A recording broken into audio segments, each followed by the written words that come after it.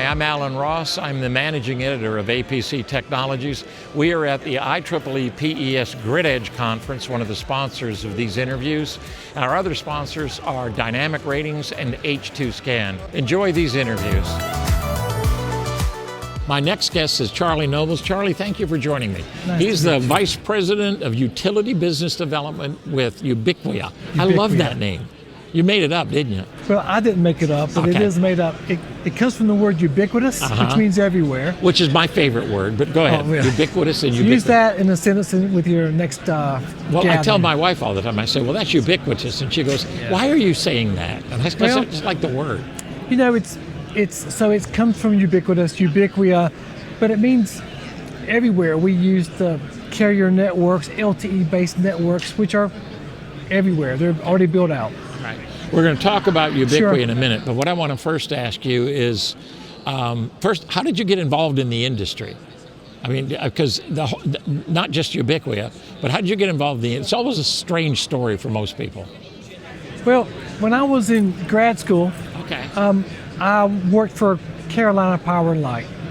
They funded my grad school in engineering. Don't we like that when they fund it? I got my MBA through AT&T. Well, you know, I've been funded a couple of times. So I worked for them part-time at a power plant. So that was my first exposure to the utility industry at the generation side. Later, I came back to Carolina Power and Light years later, and I worked on the metering side. So at one time, I ran all the metering for North and South Carolina for Progress Energy, which now is a part of Duke Energy. Yeah, I still live in Raleigh, and so that's my background. So I worked for the utility twice. Okay, all right. So we know why you got in the industry, and you've been in it long enough now to be an expert. So I have to ask you as an expert, define the grid edge. What is it? If you ask 8 people that question, you'll get 15 answers. That's true. Because people reserve at least 2. Yeah. So to me, the grid edge, typically, historically, all the compute, all the analytics, all the intelligence is at the core.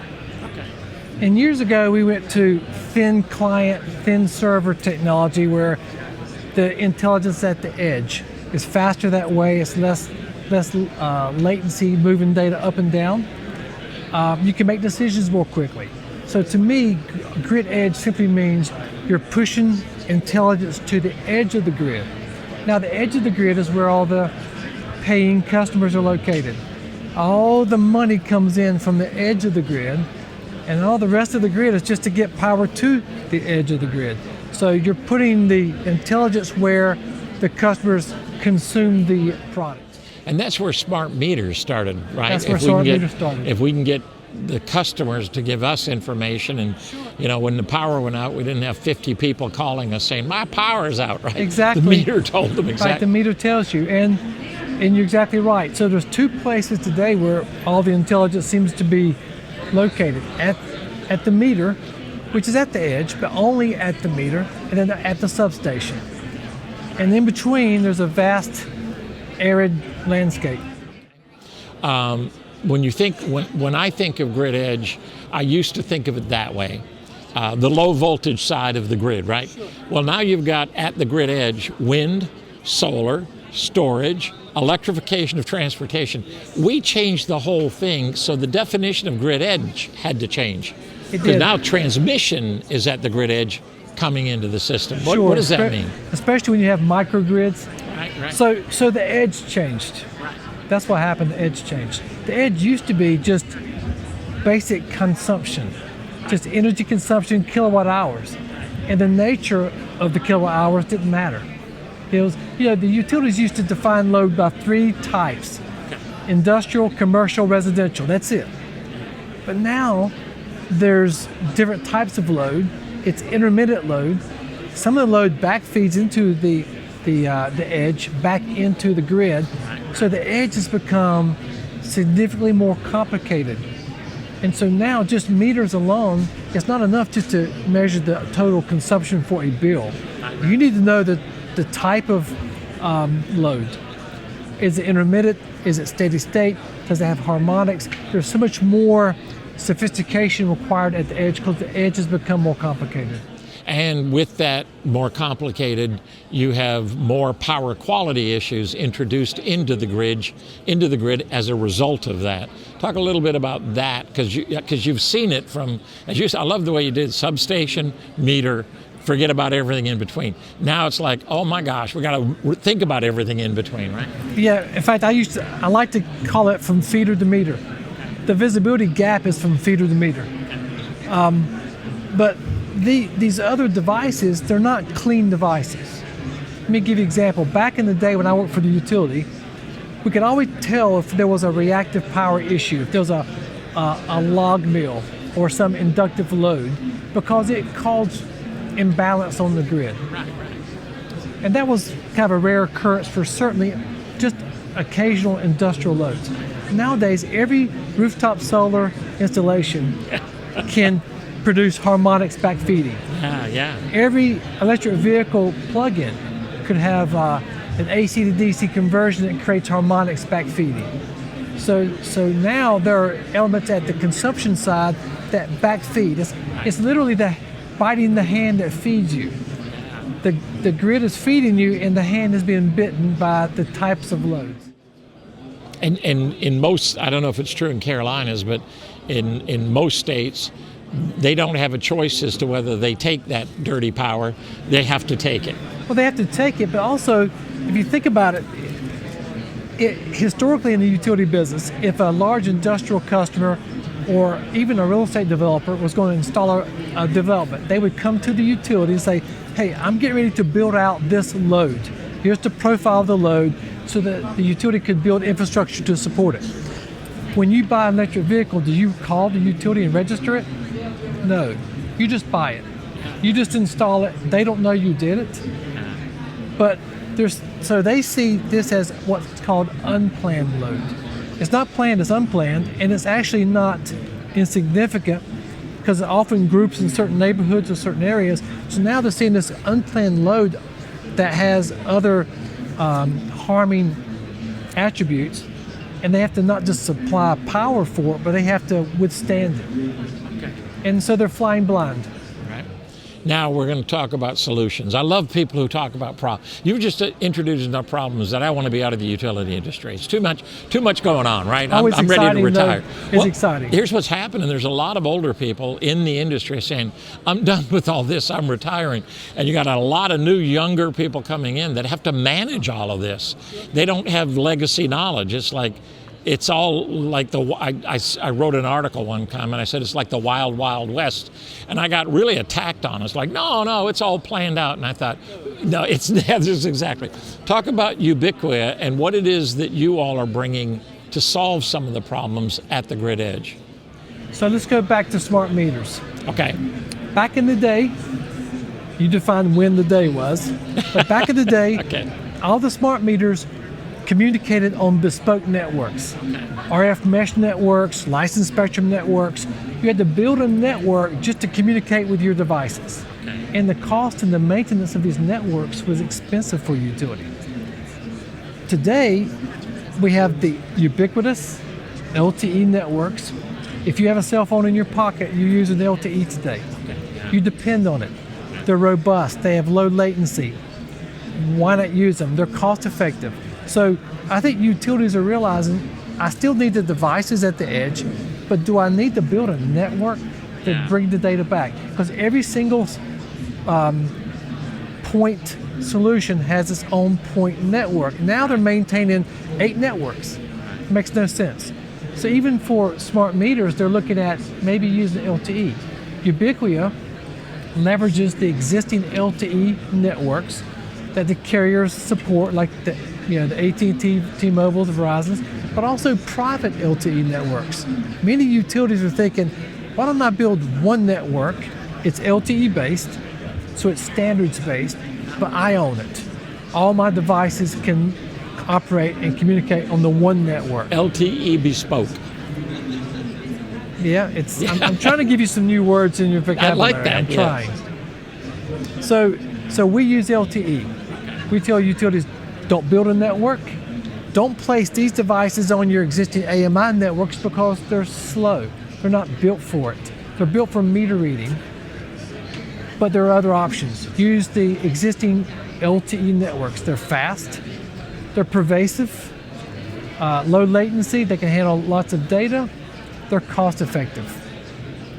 So that's kind of the core piece of information about Ubicquia is we use LTE networks that are already in place. And the second thing is now we wrap solutions around that for the grid, monitoring assets in the grid, at the edge, in between, but we use LTE to bring that data back. So a lot of it, you mentioned earlier, substation to meter, you're talking about everything in between now, which we typically didn't monitor. No, we don't. If you think about it, there are a finite number of devices that utilities control and monitor. Capacitor banks, voltage taps to regulators, etc. They control those, but those are just a small portion of all the devices between the substation and the meter.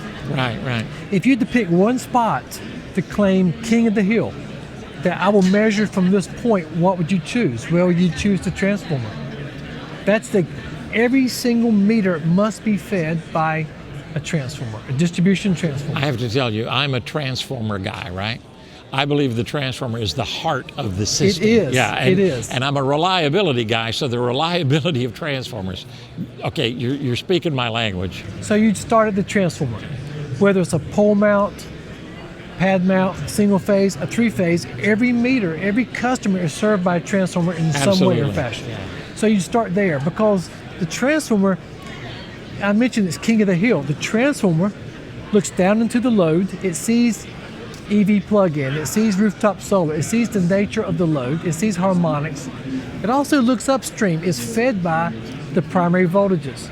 It sees issues on the primary side. So it's kind of uniquely positioned. And so we focus on monitoring the grid at the transformer. It's the three-legged stool. It's the asset itself. What's the true condition of that transformer? What's the nature of the load it's serving?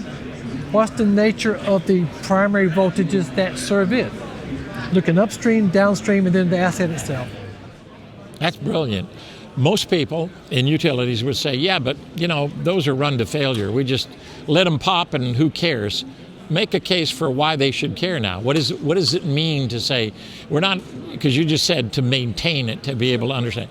What is the value of me suddenly going from RTF, run to failure, to really monitoring all of those assets? Have you checked the lead time for transformers lately? Yeah. We have this issue called supply chain. Oh, bad problems. They're getting worse. Getting worse. Can you really afford to wait till it fails to order a new one? Yeah, Do you have true. one on hand? Or is it 15 months out? Second is, if you have important critical load customers, do you really want to put them in the dark? Do you really want to interrupt their process, their commercial opportunities for a day or two while you roll trucks out there? Is that really good customer stewardship? The third thing is, you mentioned earlier that smart meters now tell the utility when there's an outage, not waiting for the call to come in. Do you really want a call to come in? Because a transformer issue is a meter issue. It is a customer issue. They will call in, or the meters will say, I'm out, but where is the failure point? Is it further upstream? A lot of time is spent by utilities driving around trying to figure out where the truck fault rolls is. are incredibly expensive wanna- dangerous. That's right. Do you want to spend a lot of time saying, let's start at the meter, let's work our way back to the transformer. It looks good from here. I can't tell anything wrong with it. Go further upstream, come back, let's re-energize it. It blows. Okay, now let's replace it. How many truck rolls have you just spent? The bane of utilities is O&M expense. Yeah. Wouldn't you rather know, I've got a transformer that's in distress. It's going to fail. Let's get one ready to replace it. Let's take an outage on a blue sky day when I can and replace it. Or one just failed. I know exactly what happened with it. It can't be repaired in the field. It must be replaced. Here's the size it was. Maybe it was undersized. Let's replace it. And it's one truck, one-stop resolution. So it really impacts safety, customer satisfaction, grid resiliency. Sometimes you need to change it to a different transformer. You remember back to this EV load? What if you found out that because of EVE, the transformer was over capacity? Well, You're then going to find a lot of that. don't replace it with what was up there. Yeah. Replace it with the next size up. Well, that's brilliant. How do you, because, I know you can do, gas in an oil-filled transformer. Pretty expensive to put And that's substation magic. You can't afford to do that in mass. The trick in the distribution grid is scalability and cost effectiveness. There are literally millions of transformers, and you don't necessarily need to measure all. But maybe transformers at the head end of a feeder, maybe transformers at a midpoint at the end, where you go from overhead to underground service. There are certain locations, certain deployment strategies that make a lot of sense. Take problematic feeders. Feeders that you have voltage issues and want to know why, what's causing the issue. So there are deployment strategies that make sense, and that's where we would suggest looking at your transformers, monitoring them, and characterizing the nature of the feeder. What data are you getting? What are you monitoring? We're monitoring secondary voltages, currents, primary side currents, oil pressure, oil temperature, tilt and vibration of the unit, which is important for pole-mounted transformers. And this is really the key data. If you had to assess the true condition of a transformer, that's what you would measure. Electricals, mechanicals, oil pressure, oil temperature. You don't need to use dissolved gas analysis, but oil pressure and oil temperature tell you a lot about the condition of the transformer. No, that's excellent. You know what? It ought to be ubiquitous. I love that. You sold me.